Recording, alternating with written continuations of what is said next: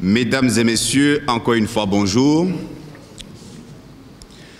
Comme je l'ai dit tantôt, nous attendions à ce qu'il y ait quand même un nombre suffisant pour que nous puissions commencer cette conférence sous le thème « Le président Félix Antoine Tshisekedi Tshilombo, l'Union africaine au service des peuples africains ». L'initiative est du magazine Renaissance africaine avec son directeur général, M. Freddy Mulumba Kabouaï, ici présent. Le programme de cette conférence se présente de la manière suivante. Nous allons suivre le mot de bienvenue de la part de M. le directeur général du magazine Renaissance africaine, Freddy Mulumba. Après ce mot, nous aurons à suivre les coulisses du 34e sommet de l'Union africaine, témoignage du reporter, avec Giscard Koussema, qui est directeur adjoint de la presse présidentielle. Après Giscard Koussema, viendra le tour de M. Baloufou Bakoupa Kaninda à ma gauche. Il parlera bien sûr de la présence de la République démocratique du Congo dans le panafricanisme militant. Et enfin, le professeur Kamana parlera des enjeux de la Renaissance africaine à travers la vision du président Félix Antoine Tshisekedi Tshilombo. Après son intervention, nous allons accorder la parole aux personnalités qui sont là et après leurs interventions, il y aura un débat questions-réponses. Sans plus tarder, je vais donner la parole à M. Freddy Mulumba pour ce mot de bienvenue. Merci beaucoup, M. Bakandoa, Oscar. Mesdames et messieurs, distingués invités, avant de commencer, je tiens à vous remercier pour avoir répondu nombreux à notre invitation. La conférence débat qu'organise le magazine Renaissance africaine, magazine de l'Afrique libre, est axée sur le discours du président de la République, Félix Antoine Tshisekedi Tshilombo, président entrant de l'Union africaine, discours prononcé lors de la 34e session extraordinaire de la conférence de l'Union africaine, le 6 février 2021 à Addis Abeba.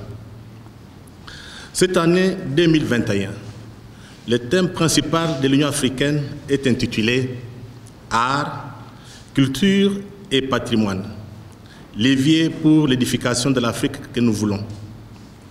À côté de ce thème principal, le président Félix Antoine Tshisekedi donne une vision claire de sa présidence en ces termes. L'Union africaine au service des peuples africains. Il veut honorer la mémoire de tous les panafricanistes. Kwame Nkrumah, Patrice Emery Lumumba, Barthélemy Bonganda, Jomo Kenyatta, Mohamed V, Julius Nyerere et Nasser d'une part, et d'autre part, il veut remettre au centre du débat politique et intellectuel africain les penseurs de la Renaissance africaine. Cheikh Anta Diop, Théophile Obenga, Léopold Sédar Senghor, Joseph Kizerbo, Franck Fanon. Bref, le président Antoine Félix Tshisekedi vient de prendre rendez-vous avec l'histoire en parlant de l'opportunité d'opérer notre retour aux sources dans le cadre d'un paradigme d'approche des problèmes de l'Afrique d'aujourd'hui. Le discours du président Tshisekedi porte des idées fortes pour une nouvelle Afrique dans un monde en pleine mutation. La première idée est celle de Patrice Emery Lumumba. Je le cite. « L'Afrique écrira sa propre histoire et elle sera au nord et au sud du Sahara une histoire de gloire et de dignité. » Ici, il faut relever la question de la charte de la Renaissance culturelle africaine adoptée par la 6e session ordinaire de la conférence tenue le 24 janvier 2006 à Khartoum. Charte presque oubliée dans les tiroirs de l'Union africaine à Addis Abeba. Dans cette charte, article 7 stipule 1. Les États africains s'engagent à œuvrer pour la Renaissance africaine. Il convient de la nécessité d'une reconstruction de la mémoire et de la conscience historique et de la diaspora. 2. Il considère que l'histoire générale de l'Afrique, publiée par l'UNESCO, constitue une base valable pour l'enseignement de l'histoire de l'Afrique et recommande sa large diffusion, y compris dans les langues africaines, et recommande en outre la publication de versions abrégées et simplifiées de l'histoire de l'Afrique pour les grands publics. Malheureusement, plusieurs États africains n'ont pas intégré l'enseignement de cette histoire africaine dans les programmes scolaires. Par ailleurs, cette charte, en son article 27, stipule que les États africains devront prendre les mesures nécessaires pour garantir les archives et autres documents historiques qui ont été illicitement déplacés d'Afrique, leur soient restitués afin qu'ils puissent disposer d'archives complètes concernant l'histoire de leur pays. Ici, on ne sait pas combien d'États africains ont ratifié cette charte. La deuxième idée forte qu'on retrouve dans les discours du président de l'Union africaine, Félix Antoine Tshisekedi, et de l'historien burkinabé Joseph Kizerbo. On ne développe pas l'Afrique, mais c'est l'Afrique qui se développe. Ici, il se pose clairement un problème de paradigme. José do Nascimento, penseur africain, pose le problème en ces termes. Les sociétés africaines post-coloniales sont confrontées à un défi majeur qui va déterminer leur avenir au cours du XXIe siècle.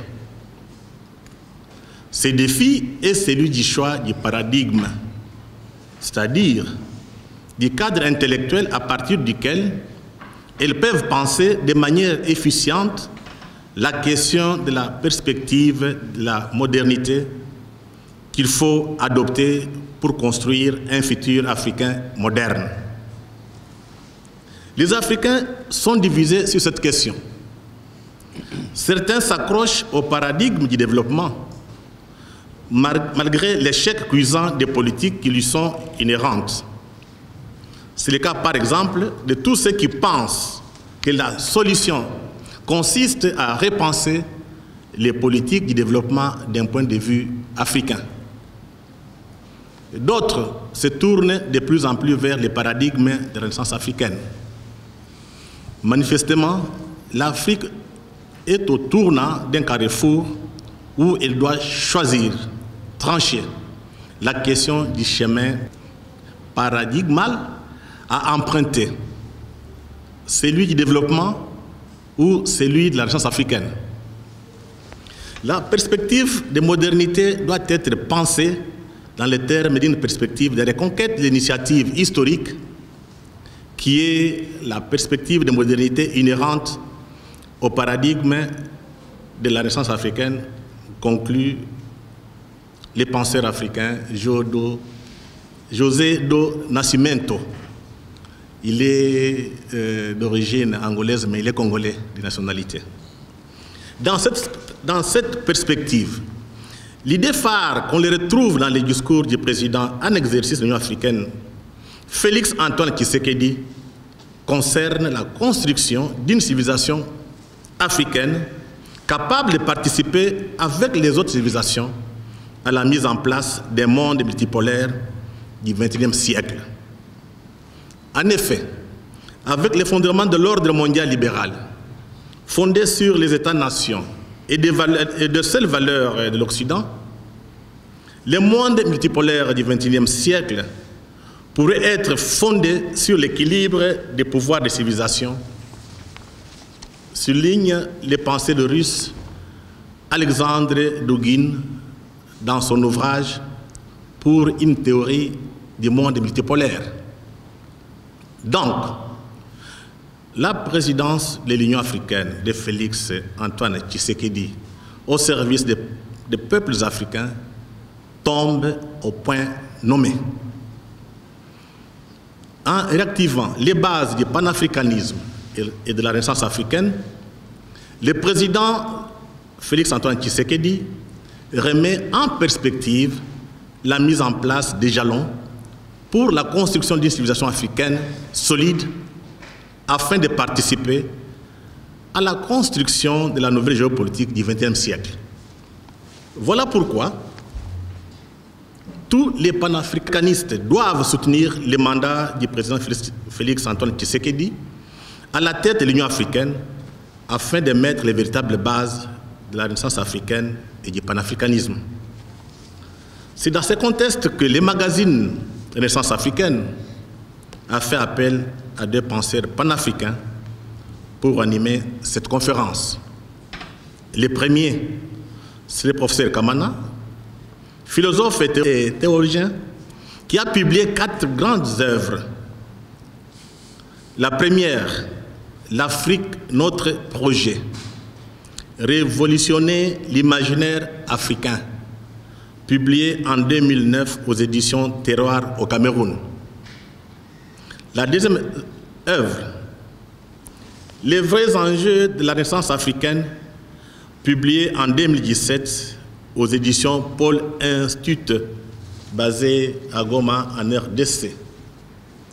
Troisième œuvre, Philosophie africaine et culture, publiée en 2017 à la même édition. Enfin, L'Afrique et l'ordre néolibéral planétaire, un livre coécrit avec moi, publié aux éditions universitaires européennes en 2019. Le deuxième fils d'Afrique et du Congo, je l'appelle toujours le grand, le cinéaste Baloufou Kaninda, un panafricain convaincu qui a consacré toute sa vie à la défense de la mémoire de Patrice Emery Lumumba, à travers ses films, ses écrits. C'est lui qui est en charge du retour des 2 dents de Lumumba détenus en Belgique. Il va vous montrer ses livres. Lumumba, c'est en anglais, dans les arts. Hein? Ouais. Enfin, pour clôturer mon intervention de ce matin, je vous adresse quelques mots d'un grand Africain, Eden Kodjo. Dans son livre « Et demain l'Afrique », il écrit ceci. L'histoire enseigne que maints hommes d'État et de science ont rêvé à de grandes ambitions pour leur peuple et agi pour forcer le destin au cours de leurs aventures terrestres, à travers leurs luttes politiques et leurs démarches intellectuelles. Il doit en être de même pour l'Afrique qui, face à un monde en pleine imitation, au redéploiement des forces de la planète, à l'émergence de la société bio-informatique de demain, doit opérer une indispensable renaissance pour apparaître comme une force essentielle à l'établissement d'un véritable équilibre sur la Terre.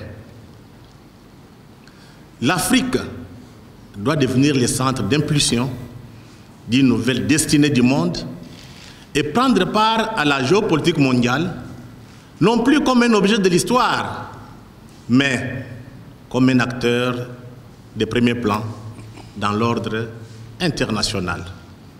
Merci de votre attention.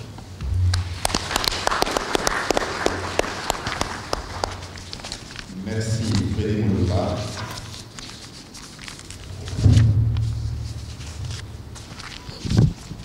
Mesdames et messieurs, nous allons à présent suivre M. Jacques Ousema, qui est directeur adjoint de l'affaire présidentielle. Il a ouvert le 34e sommet de l'Union africaine. Et il va nous dire c'est la vie. Merci beaucoup. Monsieur Frédéric Mulumba, directeur général du magazine Renaissance africaine, distingués orateurs, mesdames et messieurs les participants, dans le respect de vos titres et qualités, avant tout propos, nous tenons à remercier les organisateurs de cet échange pour la thématique d'actualité et surtout pour la qualité des orateurs et de l'assistance. Nous avons la ferme conviction que la conférence d'aujourd'hui va participer à éclairer la lanterne de nos concitoyens sur un certain nombre de questions posées autour du 34e session de l'Assemblée générale des chefs d'État et de gouvernement de l'Union africaine et surtout de l'investiture de notre chef de l'État, le président de la République, Félix-Antoine Tshisekedi Tshilombo, à la tête de l'Union africaine. Il nous a été demandé de parler des coulisses du 34e sommet de chefs d'État et de gouvernement de l'Union africaine.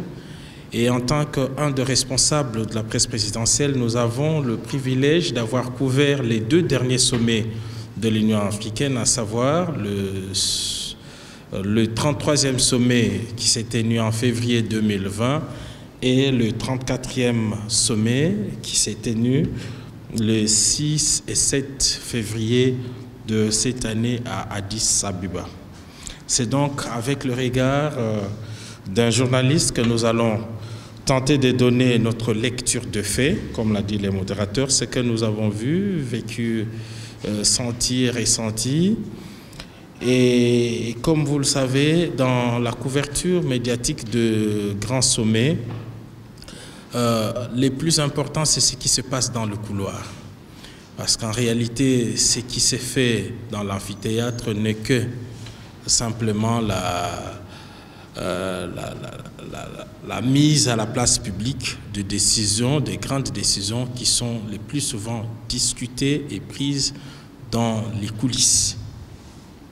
Et comme vous le savez aussi, le malheur des journalistes, c'est que lorsqu'on couvre un grand événement comme celui-là, nous n'avons qu'1 minute 30 pour le format télé, de pouvoir restituer cette actualité.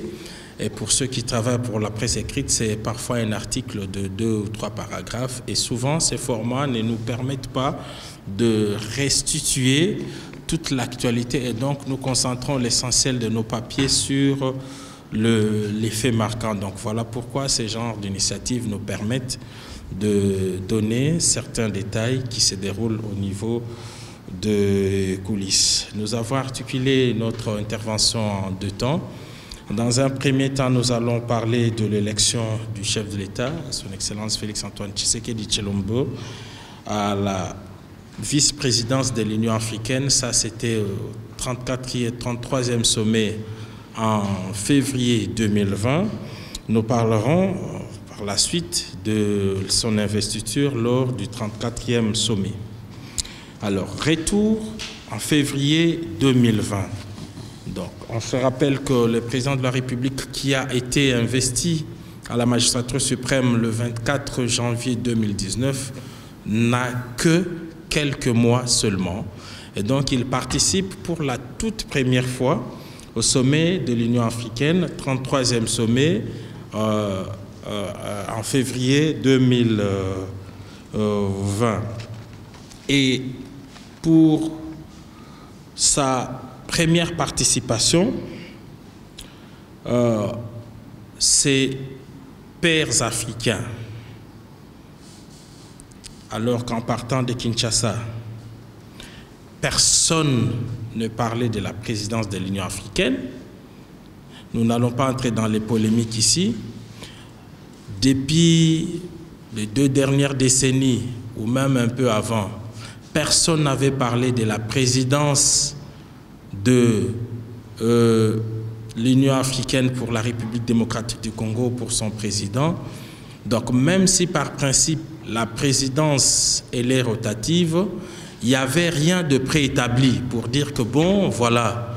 Mais alors, comment le président de la République a été élu quelques mois seulement après son investiture? C'est donc le résultat simplement d'un certain leadership au plan national et international, quelques mois seulement après son investiture. Donc c'est l'ensemble des gestes politiques de haute portée réalisés par le 5e président de la République démocratique du Congo qui ont prévalu à son élection par ses pairs comme premier vice-président. Donc on se rappellera que lorsque le chef de l'État arrive, la République démocratique du Congo était complètement isolée sur le plan diplomatique, le pays n'était plus fréquentable, et puis nos officiels étaient déclarés persona non gratae dans certains États, en Occident, on le sait, nos ministres jusqu'au président de la République, des officiels en tout cas, ne pouvaient plus se déplacer.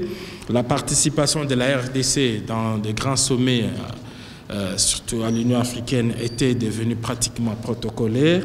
En matière de bonne gouvernance, la République démocratique du Congo était un mauvais élève également sur le plan du respect de liberté, de manifestations publiques, sur la libre expression. Au plan politique, vous vous rappellerez que le président de la République, aussitôt arrivé à procéder simplement au retour des exilés politiques qui sont rentrés. Nous n'allons pas parler d'eux ici. Beaucoup de prisonniers politiques et d'opinion avaient été libérés. La liberté d'expression qui a été retrouvée et la volonté politique du chef de l'État d'ouvrir la RDC au monde. Voilà quelques-uns des faits. On ne va pas oublier ici le démantèlement des cachots clandestins et beaucoup. Et le monde avait tous les feux braqués vers la République démocratique du Congo. Donc avec le chef de l'État, la RDC retrouvait sa place dans les girons des grandes nations. On pourra se rappeler longtemps de cette déclaration lorsque nous nous retrouvons en mai 2019 à Washington, aux États-Unis. Les officiels américains déclaraient ceci: 2019 est l'année de la République démocratique du Congo. Donc, pour tous ces faits, le président de la République avait été élu, alors qu'il participait pour sa toute première fois, par ses pairs, comme premier vice-président de l'Union africaine et président pour l'exercice 2021. Et pendant les sommets, lorsque le président de la République démocratique du Congo participe pour la toute première fois, il a volé la vedette à tous ses pairs africains. Nous qui étions dans l'équipe de reportage, nous avons constaté qu'il était sous les feux de projecteurs de la presse internationale. Il était celui qui était le plus sollicité par ses pairs et même par les médias. Donc, en reconnaissance de tous ces gestes posés en 11 mois seulement, lui qui est arrivé en 2019, en janvier 2019, et voilà déjà qu'en février 2020, il est à l'Union africaine. Donc voilà les faits qui ont prévalu. Il ne s'agit pas ici, comme d'aucuns l'ont voulu le minimiser, pour dire voilà, il y avait un calendrier de préétabli. Non. Donc j'insiste sur le fait que même si le principe est celui de une présidence tournante, il y a un certain nombre de valeurs qui sont couchées dans la charte de l'Union africaine. Et lorsqu'un État ne le respecte pas, vous n'allez jamais présider. Ce qui fait qu'aujourd'hui, il y a des États africains qui n'ont jamais présidé l'Union africaine et d'autres qui sont même exclus. Je donne un exemple. Jusque l'année dernière, c'était le Mali qui était proposé à la vice-présidence. Et voilà qu'à quelques semaines, lorsque nous nous préparons pour le 34e sommet, le Mali, malgré tous les efforts diplomatiques qu'a pu déployer, vous avez vu le président Bandao se faire recevoir à l'Élysée, malgré tous les soutiens, le Mali s'est fait remplacer par le Sénégal. Ce qui fait que l'année prochaine, c'est le Sénégal qui va présider l'Union africaine en lieu et place du Mali, qui pourtant était annoncé depuis le 33e sommet. Donc c'est ce que nous voulons dire. Donc ce n'est pas un fait anodin. Ça ne signifie pas qu'on a été regardé bien, comme je l'ai dit. Il y a des pays qui n'ont jamais été dans le bureau de l'Union africaine, alors que l'institution existe bel et bien depuis l'OUA, l'époque de l'OUA, et que la République démocratique du Congo figure parmi les 32 pays qui ont été à la création de l'organisation de l'unité africaine, OUA, qui s'est muée à l'Union africaine. Voilà ce que nous pouvions dire de la première participation en 2020. Nous arrivons en 2021, donc pendant toute l'année 2020, le président de la République est premier vice-président de l'Union africaine. Et voilà que à partir de février vient cette pandémie qui a bouleversé toutes les économies mondiales. Donc un nouveau mode de vie est imposé aux États. Tous les systèmes de santé ont été mis à rude épreuve. Même les pays les plus nantis, comme les États-Unis, nous n'allons pas les citer, comme l'Angleterre et tous les autres, vous avez vu, ces pays qui ont pourtant un système de santé les plus performants n'ont pas pu tenir. Donc les réunions en présentiel ont été remplacées par des réunions virtuelles et la République démocratique du Congo s'est vite adaptée à ces modes de vie. Vous le voyez presque chaque semaine. En tant que membre du bureau de l'Union africaine au courant de l'année 2020, le président de la République est souvent en visioconférence avec tous ses pairs. Et donc, il a exercé son mandat la plupart du temps par visioconférence. Et au cours de cette année, il a été impliqué dans plusieurs dossiers. Nous allons citer ici quelques dossiers importants qu'il a eu à gérer en tant que premier vice-président de l'Union africaine.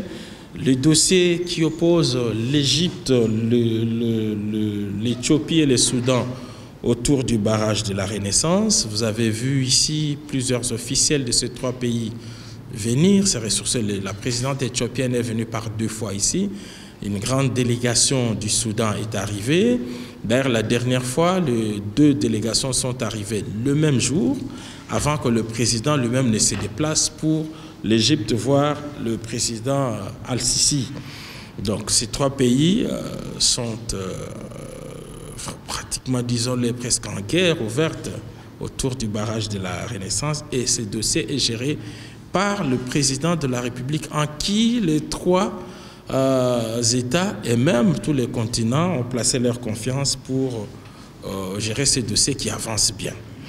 L'autre dossier au plan régional, on se rappellera que le président de la République est impliqué pour réconcilier les frères ennemis. Les Rwandais et l'Ouganda vivent pratiquement à couteau tiré et la frontière fermée, c'est piloté par notre chef de l'État. On ne peut pas non plus oublier ces balais diplomatiques avec, dans le cadre de la normalisation de relations avec tous les 9 voisins. Le président de la République a été dans tout ce pays, sauf le Soudan du Sud. Je pense qu'au Sud-Soudan, Je crois que lorsque la vie redeviendra normale, le président de la République ne manquera pas, mais on a vu plusieurs responsables de ce pays voisin venir ici, et surtout qu'avec eux, il n'y a pas de problème comme on le connaît avec tous les autres voisins, surtout de la partie Est. Donc, ce qui fait que donc, le rythme a été donc comme dicté par cette pandémie de Covid-19. Donc, malgré cela, on arrive à cette date fatidique du 34e sommet de chefs d'État et de gouvernement à Addis Abeba.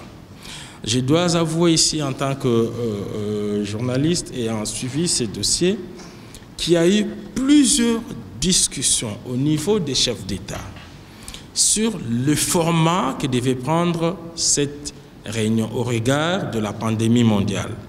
Nous devons rappeler ici qu'au niveau de l'Union européenne, l'option avait été levée, toutes les réunions en virtuel. C'est également le cas pour le sommet des Nations Unies. Donc, l'Assemblée générale des Nations Unies pour l'année 2020 était en mode virtuel, totalement virtuel. Et donc, c'était un défi pour l'Union africaine. Donc, quand les Nations Unies, l'Union européenne adopte le mode virtuel, alors quel était le format pour l'Union africaine? Et en janvier, 2 décembre déjà de l'année 2020, on parle de la deuxième vague de la Covid-19. Si l'Afrique était épargnée avec la première vague, où grâce à sa jeunesse et grâce aussi à notre rythme de vie, nous avons pu nous en sortir, mais l'Afrique a été en tout cas frappée de plein fouet avec la deuxième vague de la Covid-19 et surtout avec une variante mortelle. On parle de la variante sud-africaine. Et il y a eu plusieurs réunions et la tendance était de faire comme à l'Union européenne et comme également aux Nations Unies pour un sommet virtuel, c'est-à-dire il n'y a pas de présence de chef d'État. Mais comme il y a un événement important, il fallait investir le président de la République démocratique du Congo qui fait son grand retour 54 ans après. Lors du sommet virtuel du bureau le 30 janvier, les chefs d'État décident finalement d'un sommet virtuel, mais avec cette ouverture particulière, exceptionnelle pour le président de la République de faire les déplacements d'Addis Abeba pour un sommet hybride, c'est-à-dire lui est présent au siège et les autres chefs d'État en virtuel. Et tout ça pour respecter la recommandation prise par le CDC Africa, les centres de détection et de prévention de maladies, le CDC Africa qui a donné des statistiques claires et qui a donné des recommandations acceptées par les chefs d'État. Voilà pourquoi notre président est arrivé à Addis Abeba. Il est arrivé non pas avec 500 personnes comme beaucoup de mauvaises langues l'ont raconté. Le président de la République, je peux vous dire, est arrivé avec un jet de 12 places. Le président de la République, les images sont là, nous pouvons les diffuser. Le président de la République est arrivé dans un jet privé de 12 places, nous disons bien, 12 places. Et lorsqu'on connaît le service utilitaire qui sont avec les chefs de l'État, on peut déjà comprendre qu'il y a un officier de sécurité, il y a un officier d'ordonnance, il y a le médecin, il y a... Donc, bref, vous verrez que d'abord, on peut se poser même la question aujourd'hui, pour peu qu'on connaisse sur le domaine aéronautique, quel est cet aéronef qui peut transporter 500 personnes? Les A320 ici n'ont une capacité que d'une centaine de personnes. Nous avons l'habitude de voyager. Donc, il faut un jumbo jet, il faut je ne sais pas quel type d'avion pour prendre 500 personnes. Et puis, qui sont ces 500 personnes? Où étaient-elles? On ne les a pas vues. Donc, le président de la République, non, on a amené des députés. Non, il y a eu 12 députés, 12, le nombre exact, qui, de leur propre initiative, avaient décidé, nous étions tous surpris.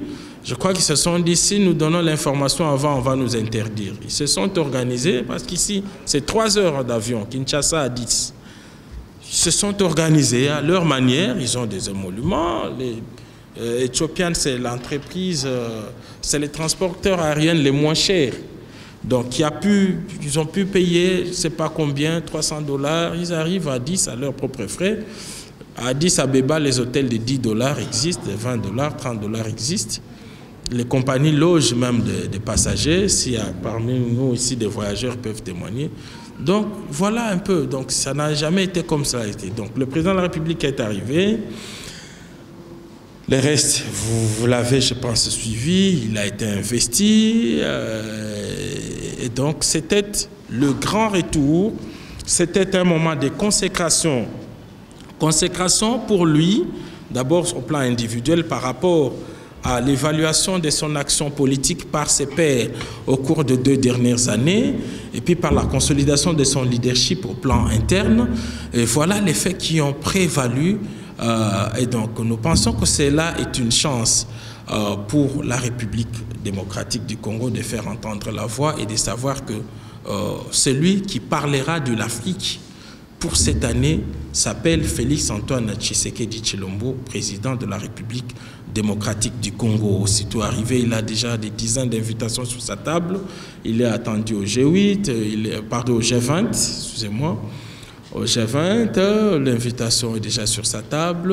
Il venait il y a 2 jours, il a été invité par Charles Michel pour participer au sommet Union européenne-Union africaine. Et donc, bref, c'est lui qui va piloter finalement le dossier, le grand dossier sur la zone de libre-échange africaine, les CAF. L'autre grand dossier, c'est la Covid-19, comment faire accéder les populations africaines à toutes les initiatives qui sont prises pour endiguer la maladie, notamment le vaccin. Et donc, le destin a voulu que ce soit lui qui prendra des décisions qui vont marquer l'histoire du continent africain. Il y a des réformes institutionnelles qui doivent avancer sous sa présidence. Et donc, le destin a voulu que ce soit lui qui préside. Et c'est une fierté donc pour la République démocratique du Congo. Ça marque un grand retour. Et c'est parce que aussi il a posé des gestes politiques qui ne sont pas passés inaperçus au plan international, qu'il ait été hissé à la tête de l'Union africaine. Donc voilà ce que nous pouvons dire en tant que journalistes ayant couvert ce sommet, ce 34e sommet. Il ne s'est jamais s'agi du boycott, comme je l'ai expliqué, parce qu'aux Nations Unies, lorsqu'il y a eu 0 président, on n'a pas parlé d'un boycott, c'est une option qui a été levée. À l'Union européenne, personne ne parle. Donc, nous sommes aujourd'hui au rythme du sommet virtuel. Donc, cela, ça n'enlève à rien. Bien au contraire, il est au devant de la scène. Donc, seul, il a été seul, visible partout. Bien au contraire, donc ça lui donne encore beaucoup de place sur la scène internationale. Donc voilà ce que nous pouvons dire pour nous résumer. La présidence, elle est rotative, mais il faut respecter la charte, les valeurs qui sont contenues dans la charte de l'Union africaine, et c'est parce que la République démocratique du Congo a respecté tous ces éléments de la charte que notre président de la République est devenu, depuis le 6 février de cette année, le président de l'Union africaine. Je vous remercie.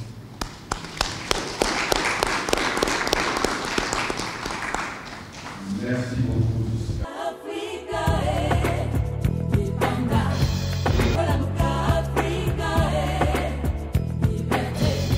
Banda to zuwa ebumbeli